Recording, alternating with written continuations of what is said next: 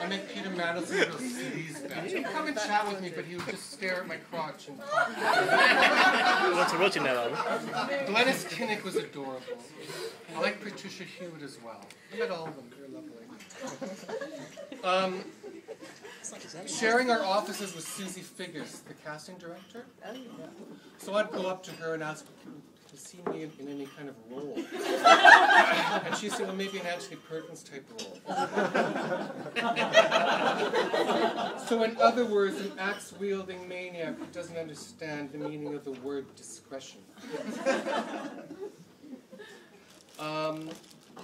After that, I worked at Camden Arts Centre for 5 years and met all sorts of famous artists. Phyllis Gonzalez Torres, Dorothea Tanning, who was Max Hart's widow. Wendy Jackson, I don't want to name drop. And I ended up having a job at the Observer. I had this interview with Katrina Dry.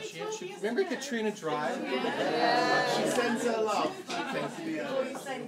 She interviewed me. It was the most loose interview I'd ever had in my life. She was wearing stripes, horizontal stripes. And I was looking at her, and behind her was these drapes that were vertical drapes. And I had to say, Katrina, if you close the drape, I can't see you. And I had my hands behind my head, I almost had my foot on the desk. And I thought, I'm not going to get this job. But then the next day she rang me, I thought, my God, there was no talk about my skills, my marketable jobs. It was the easiest thing, it just sort of slid in here. One of my favorite jobs is looking after all my beloved critics.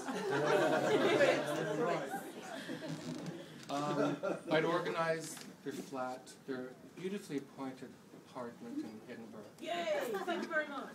Sometimes there'd be problems. Like the dance critic once rang me and said that she was very concerned that she found a pair of used underwear in her bag. I said, really, Jan? What color were they? Green. Green? So I was like quizzing, were they dirty? Were they soiled? Sort of went on and on.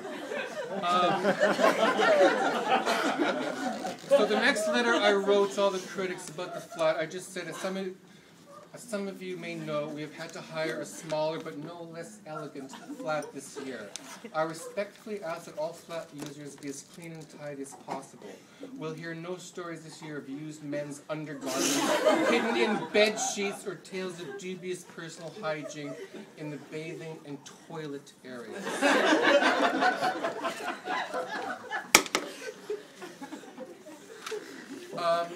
I had a very interesting relationship when we worked at Herbal Hill with Connell, the catering manager in 119. I sent him some emails which I've kept. And I'll just read out a few of them. Can you all hear me? Yeah. Pretty disappointing fare in the canteen today, it must be said. The lamb stew. Couldn't find any meat in it. Looked like dog's grot. Mashed taters were watery. And what were those bits in it? Next day. Yes, dear, I could see the bloody barley in the stew. Always good filler material. It was the lamb I could not see. And again, the mash was watery, insipid, and grisly. Hi. Your Danishes are boring, lifeless, usually on the stale side. My grandma MacDonald made the loveliest cinnamon buns.